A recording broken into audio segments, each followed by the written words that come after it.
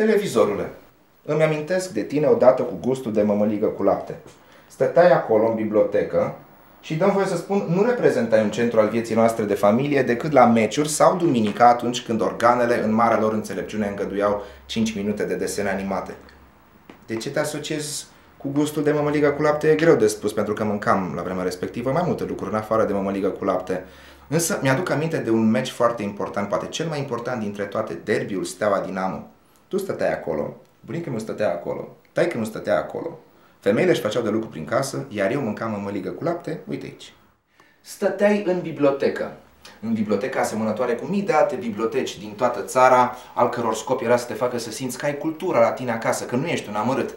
Din cauza asta nu te aprindeai foarte des. Organele chibzuiseră și ajunseseră la concluzia că mai bine oamenii ar citi cărți decât să caște gura la televizor. În locul imaginilor pe care le transmitai, îmi amintesc mai bine cum sfârâiai ușor după ce te stingeam. Îmi treceam degetul pe suprafața ta și era ca și cum treceam cu mâna printr-un mănunchi de mici fire invizibile care dispăreau de îndată ce le atingeam. Dar parcă transmiteai și alte imagini. Ia stai că mă amintesc. Îmi aduc aminte de domnul acela cu jumătate de chelie, care citea știrile de pe hârtii mai mult late decât lungi. Știrile erau despre prietenii cu popoare miraculoase, despre rachete balistice și despre inaugurări de fabrici în care un nene cu bască turna puțin ciment la temelia fabricii, în mod ceremonios. Era frumos.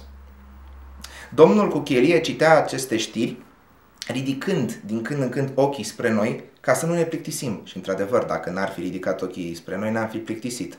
Sau n-am fi avut destulă încredere în el. Am fi zis că are ceva de ascuns, ori el nu avea absolut nimic de ascuns. Ce să aibă de ascuns? Misiunea lui era doar să ne informeze, pentru că noi trăiam într-o bulă. Lăsați de capul nostru, eram destul de înapoiați.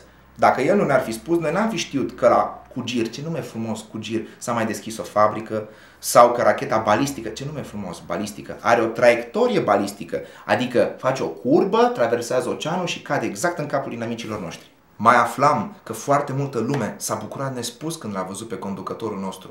El venea într-un oraș, oamenii se buluceau să-l vadă și imediat îi ofereau pâine cu sare, ca să arate cât sunt de bucuroși. Și conducătorul îi plăcea foarte mult pâinea cu sare. O mânca, zicea, ce pâine bună și ce sare bună. Și într-adevăr era o pâine pe care nu o vedeai nicăieri. Era învârtoșată, era mare, mai mare dragul. Dar, pe bună dreptate, oamenii considerau că nu trebuie bucuria lor să se oprească doar la pâine și doar la sare. Așa că, pe lângă acest cadou, organizau spontan sărbări grandioase în care făceau schimb de pandrici, de cartoane, de coregrafii impresionante, toate ca să-l bucure pe conducător. Mi-ai oferit ceva momente. Măi, televizorule, îi vedeam pe copiii de vârsta mea, care aveau cravate de pionier, și eu aveam cravate de pionier, cum rostesc poezii despre nețărmurita dragoste pe care o poartă cârmuitorului. Cu pumnișorii lor strânși se aplecau puțin către cameră și spuneau cât de tare îl iubesc pe conducător. Da, televizorule, mi-a arătat toate astea, să nu crezi că o să le uit vreodată. La fel cum îmi amintesc și de momentele curioase care se numeau lucrări, în care același nene de mai înainte, care inaugura fabrici și mânca pâine cu sare, vorbea de la o tribună. Vorbea tărăgănat, în secvențe egale, care creșteau în intensitate în mod natural și care atunci când ajungea la finalul unei fraze, rămânea fără aer și dădea din mână ca să insufle încredere. Oamenii izbucneau atunci în aplauze. Să fiu sincer, mie asta nu mi-a inspirat niciodată destulă încredere. Se pare că nici lui nu-i plăcea foarte mult, dar așa arătau lucrările și oamenii trebuiau să lucreze. Oamenii au lucrat dintotdeauna. Bunicii mei au lucrat, părinții mei au lucrat. Când aveam să cresc, urma să lucrez și eu. Dacă așa arăta munca, nu era foarte grea. În concluzie, ce mi-ai dat tu, televizorule?